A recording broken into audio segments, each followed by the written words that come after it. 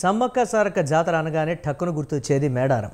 సమ్మక్క అత్తవారి ఊరు మేడారం. అయితే ఆ మహిమాన్విత దేవత ప్రథమంగా దర్శనమిచ్చిన ప్రదేశం, ఆమె పుట్టింటి గ్రామంగా పేరొందిన పవిత్ర పల్లె ఏంటో తెలుసా? ఆ ఊరి పేరు బయ్యక్కపేట.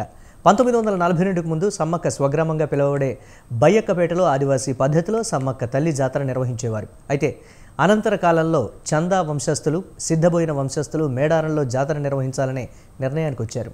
నాటి నుంచి మేడారంలో 2 ఏళ్లకోసారి అత్యంత అద్భుతం మేడారం జాతర జరుగుతోంది. సమ్మక్క స్వగ్రామంగా పేరొందిన బయ్యక్కపేట గ్రామస్తులతో మా వరంగల్ ప్రతినిధి Sudhakar face to face. Sammakka జాతర అనగానే ప్రతి ఒక్కరికి ముందుగా గుర్తుకొచ్చేది మేడారం. కానీ సమ్మక్కకు బయ్యక్కపేటకున్న అనుబంధం ఏందో తెలుసుకోవడానికి ప్రయత్నం చేద్దాం మీ స్వతంత్ర టీవీలో.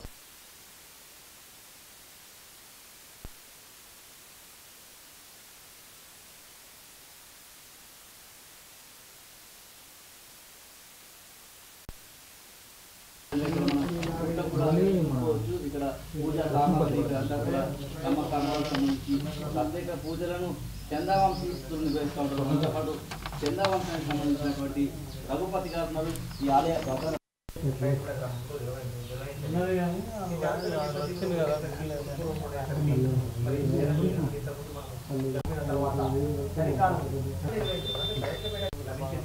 అదేవిధంగా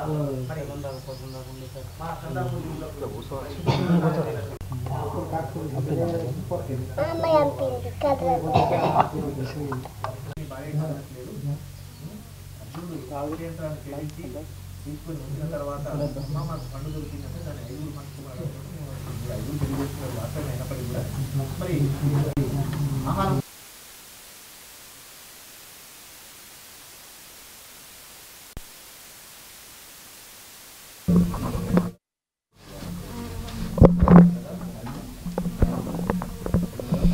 ఏం లేదు, అమ్మవారిది ఇష్టత.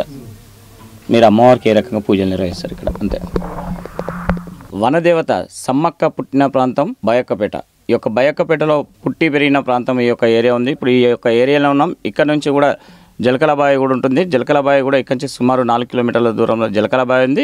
ఈ యొక్క ప్రాంతంలో సమ్మక్క దొరికిన ప్రాంతం కూడా ఇక్కడ పుట్టకాడనే దొరికింది. ఆ ఒక పుట్టకాడనే ఇప్పుడు మనం ఉన్నాం. దాని విశిష్టత, వీళ్ళు ఈ యొక్క సమ్మక్క సారలకు చేసే ఒక పూజ, ఒక పద్ధతి ఏ రకంగా చేస్తారో అడిగి మనతో ఇక్కడ చందా వంశానికి సంబంధించిన వారు కొంతమంది ఉన్నారు. వారిని అడిగి తెలుసుకునే ప్రయత్నం కొనసాగిద్దాం. సార్ చెప్పండి, ఈ యొక్క అమ్మవారి పూజలు ఎలా నిర్వహిస్తారు? ఈ సమ్మక్క తల్లి ఇక్కడికి ఎలా వచ్చింది?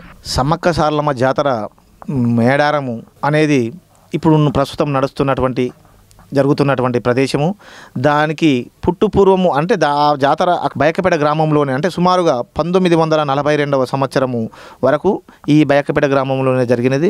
కారణము అనగానే మనకు ఇక్కడ వచ్చేసి సమ్మక్క దేవత అనేది 5వ గోత్రము చందా వంశస్థుల ఆడబిడ్డ అనేది మన చారిత్రక నేపథ్యంలోకి వచ్చినప్పుడు అందరికీ తెలిసిన జగమెరిగిన సత్యమే. చందా వంశస్థుల ఆడబిడ్డ అనేది అని అనుకోవడం మనము శివశక్తులు కానీ ఇతర వచ్చినటువంటి సందర్భాలలో కూడా ఆ ప్రస్తావన వస్తుంది. మరి ఇక్కడ మా చందా వంశస్థులకు అమ్మవారు మరి మా పుట్టింటి ఆడబిడ్డగా ఏ విధంగా అయినదనే చారిత్రక నేపథ్యంలోకి వెళ్ళేసరికి మరి జనకునికి గనక సీత నాగేటి సాలలో ఏ విధంగానైతే మరి దొరికిందో అదేవిధంగా మా చందా వంశస్థులైనటువంటి పూర్వీకులకు సంతానం లేకపోవడం వలన మరి మా ఆదివాసులు అనగానే, కోయవాళ్ళు అనగానే మరి అడవి మీద ఆధారపడి జీవించే వాళ్ళం. అడవిలో దొరికేటువంటి కందమూలాలను స్వీకరిస్తూ ఆహారంగా తీసుకుంటూ మరి జీవించే వాళ్ళం. కాబట్టి మరి ఈ జనవరి, ఫిబ్రవరి, మార్చి మాసాల్లో అంటే ఈ అడవిలో దొరికేటువంటి కందమూలాలలో ఎల్లేరుగడ్డలని అనడం జరుగుతుంది. అవి పరిపుష్టిగా అంటే తినడానికి అనువుగా ఉండేటువంటి సమయము జనవరి, ఫిబ్రవరి, మార్చి నెలల్లో. ఈ మాసంలో ఈ 3 నెలల్లో మరి మా పూర్వీకులు మరి ఎల్లేరు గడ్డలను తవ్వడానికి ఆహారం కోసం అడవిలో దొరికేటువంటి గడ్డల కోసం వెతుకుతుండగా మరి ఆ ఎల్లేరుగడ్డ పాదు లోపల మరి సీత అయితే ఏ విధంగా జనకునికి దొరికిందో నాగేటి సాలలో, అదేవిధంగా మాకు ఆ ఎల్లేరుపడ్డు గడ్డ పాదులో తవ్వుతుండగా పెట్టెలో ఉన్నటువంటి పెట్ట దొరకడం, దాంట్లో పాప అవుపడంతో సంతానం లేనట్టు మా వంశస్థులు మరి అలా సంతోషంగా మాకు దేవుడిచ్చిన వరప్రసాదంగా ఆ బిడ్డను తీసుకొని వచ్చి మరి ఇక్కడ అల్లారు ముద్దుగా పెంచుకోవడం జరిగింది. ఆ బిడ్డ వచ్చిన వేళా విశేషంతో వారికి గొడ్డు, గోద, ధనము, ధాన్యము, నగ, నట్ర అన్నిటిలో కలిసి వస్తూ ఈ గ్రామము చుట్టుపక్కల ఉన్నటువంటి ఈ బయ్యక్కపేట గ్రామానికి 7 ఊర్లు ఉండేటువంటివి. ఆ 7 ఊర్లు కూడా సుభిక్షంగా, సమృద్ధిగా, మంచిగా బతికిన సందర్భాలు, పంట కలిసి రావడం జరిగింది. ఇలా పెరుగుతున్నటువంటి మా ఇంట్లో ఒక ఆడబిడ్డగా పెరుగుతున్నటువంటి అమ్మవారు యుక్త వయసు వచ్చేసరికి మరి ఆ తల్లిదండ్రులకు అంటే ఇప్పుడు ఉన్నటువంటి మన పిల్లలు కానీ ఏ విధంగానైతే తల్లిదండ్రులకు పని పాటలందు ఏ విధంగా సహాయ సహకారాలుగా అందిస్తుంటారు, మరి అమ్మవారు కూడా మా పూర్వీకులైనటువంటి చందవంశస్థులకు వారి తల్లిదండ్రులకు మరి పనులు పాటలందు అన్ని రకాలుగా సహాయం చేసుకుంటూ మరి ఉండేది. ఈ ఆహార పానీయాదుల విషయానికి వచ్చేసరికి అమ్మవారు ఆహారము సరిగా తీసుకోకుండా పనులు బాగానే చేసేది, అంత ఆరోగ్యంగానే ఉండేది. కానీ ఆహారం విషయం వచ్చేసరికి కొంత సందిగ్ధం ఉండేది, తీసుకోకపోయేది. వాళ్ళ తండ్రి గారు ఏ రోజైతే ఉదయం పూట అప్పుడు ఈమె వచ్చిన తర్వాత మా గొడ్డు గోద కలిసి వచ్చాను కాబట్టి పాలు పితకడానికి వాళ్ళ తండ్రి గారితో పాటు ఆ ఆవుల మంద దొడ్డి వరకు కూడా ఈ అమ్మవారు వెళ్ళేది.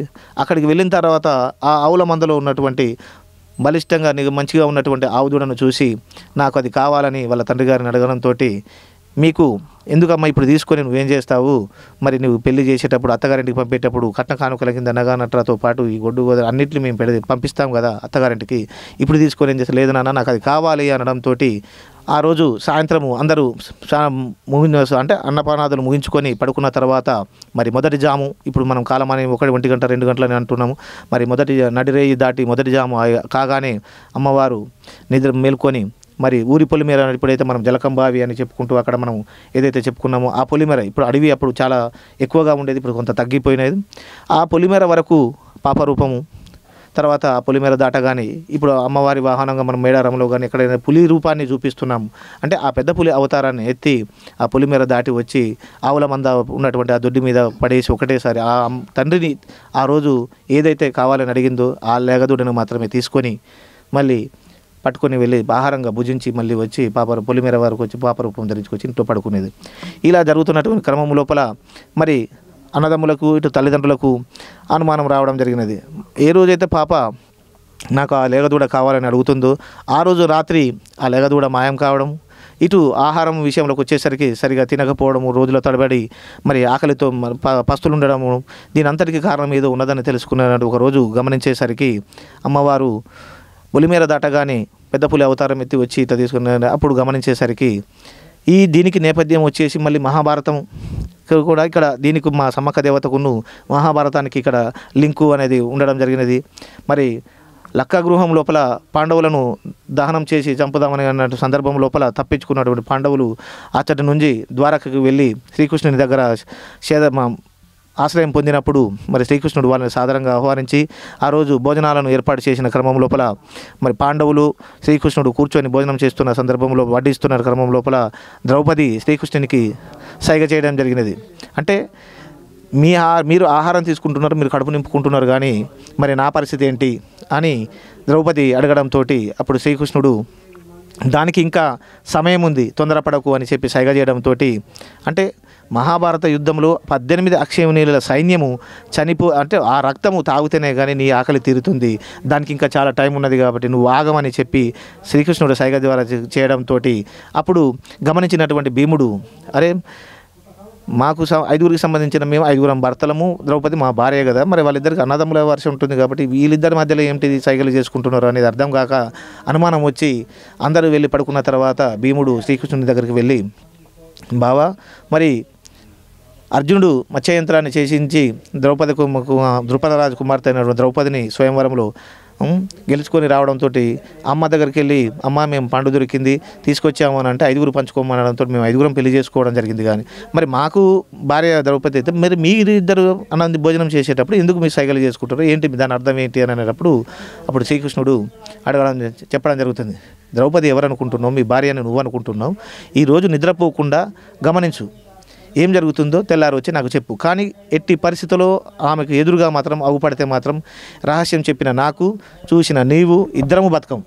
కాబట్టి నేను సరే శ్రీకృష్ణునైనా నేను అది దేవునే కావచ్చు, కానీ ఆమె శక్తి ముందు మనం తట్టుకోలేము, భరించలేము, కాబట్టి జాగ్రత్త అని చెప్పి పంపించడం జరుగుతుంది.